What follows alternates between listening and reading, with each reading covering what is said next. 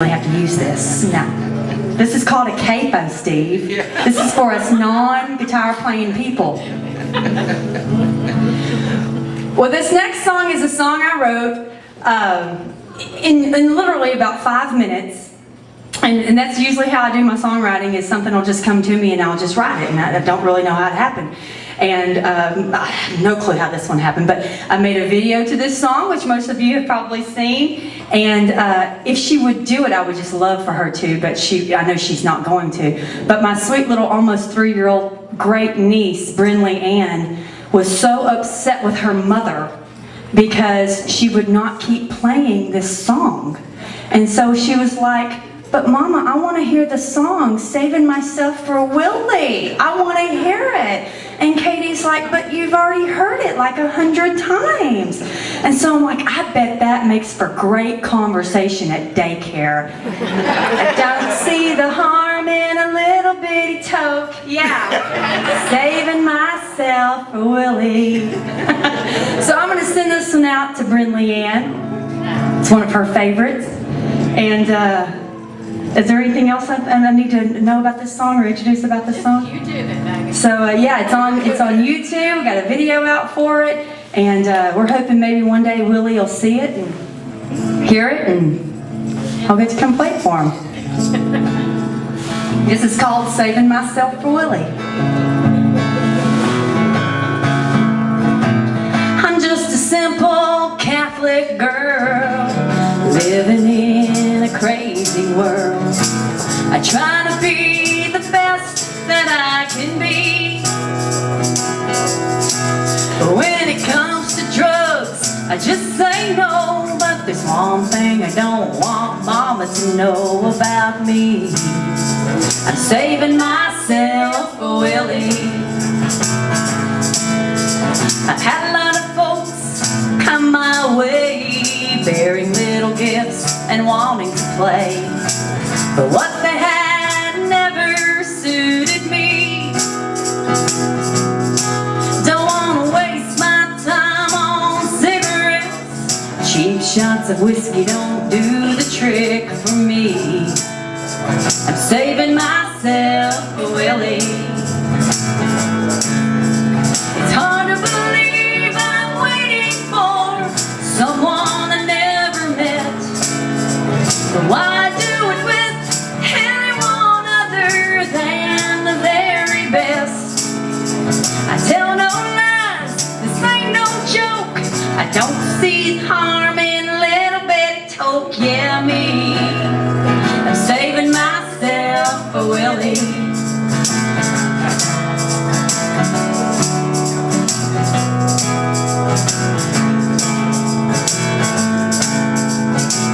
Sometimes the body grows weak. I wanna give in to the pleasure I seek, but I'm not gonna ruin this for me. I'm gonna resist, I'm gonna stay strong, cause I hear what Willie has is big and long. Yeah, me, I'm saving myself for Willie. That's just what I heard. It's hard to believe I'm waiting for someone I never met.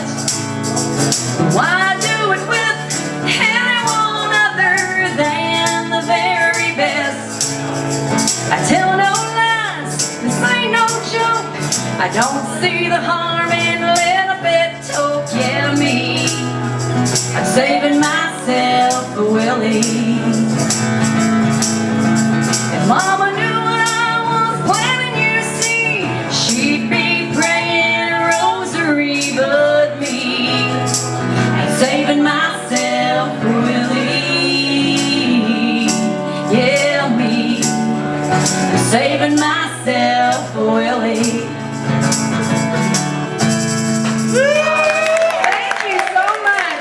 You know, I didn't realize that Larry Canopic, who is one of the best men I know and probably the busiest man in West Coma, Texas, was listening as closely as he was during our little interview. When I went in, we were talking more about March Madness than anything, and I was just spouting out and just telling some things about the album and all. And by golly, I had somebody text me and say, one of my buddies texted me and said, I've never seen, and I do not believe I will ever again see, the West News have a sentence that says marijuana smoking virgin.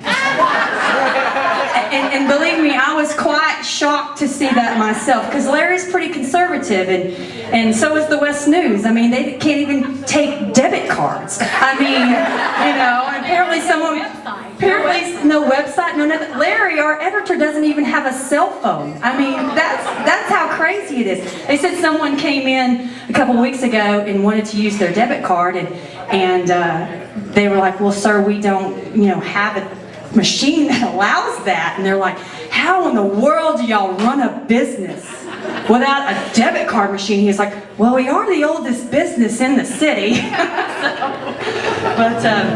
But yeah, marijuana smoking virgin. That was in the West News. I was quite shocked whenever I saw that.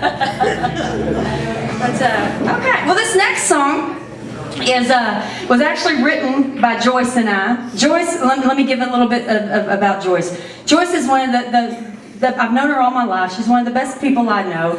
If it wasn't for her, I wouldn't have learned how to write a song. I would always put a bunch of words together, but they would never mean anything. And Joyce was the one who helped me hone my songwriting skills and all, and she introduced me to Nashville and all that entailed, and she's just great, and she is one of the best songwriters I know, and one day she's going to get her break, and somebody is going to record and make a hit out of one of her songs. And so it'll have my name on it. Yes, and it'll actually that's already happened. It's just her name wasn't on it. So Martina McBride did a great job on her song, by the way. But yeah, this is a song we wrote about our hometown, and we're so proud of our hometown. And West Calma, Texas. And this is in the style of a polka song, and this is called Pivo, West Texas. What else could it be but polka? I mean, really.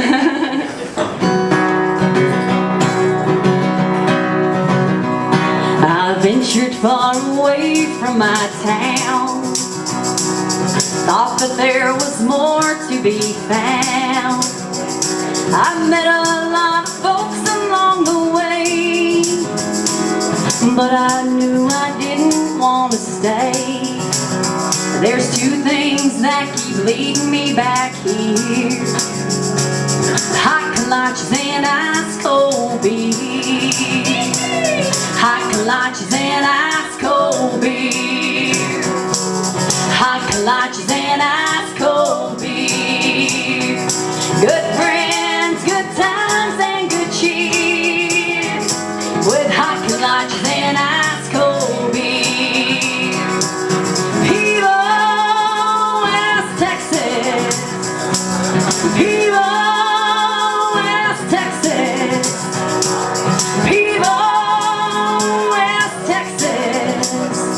Give me hot kolaches and ice cold beer.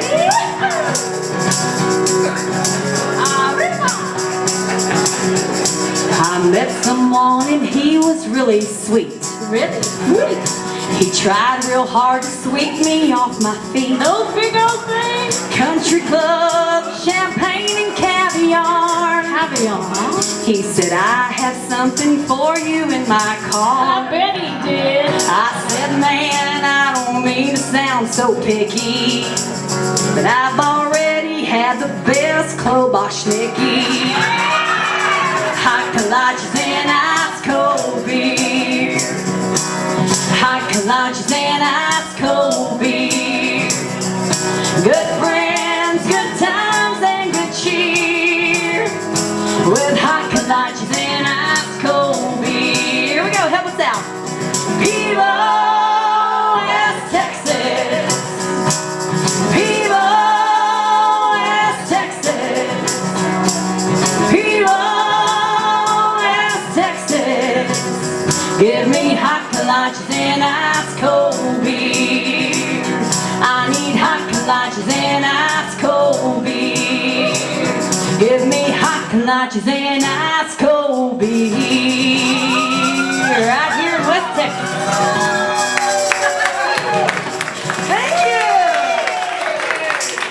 Well, we can't wait to perform that one at West Fest this year. Some of West Festus doesn't know it yet. All right, well, what are we doing next, Joyce? Joyce was like, what is the order of the show? And I said, I have no idea. She's like, well, thanks a lot. She prepares me so well, always, just like this. Okay, what are the other songs that we're doing here? Now we're doing, Oh, yes. Speaking of West Texas. this one's X-rated. If you have children present, please block their ears. Thank you. I'm serious.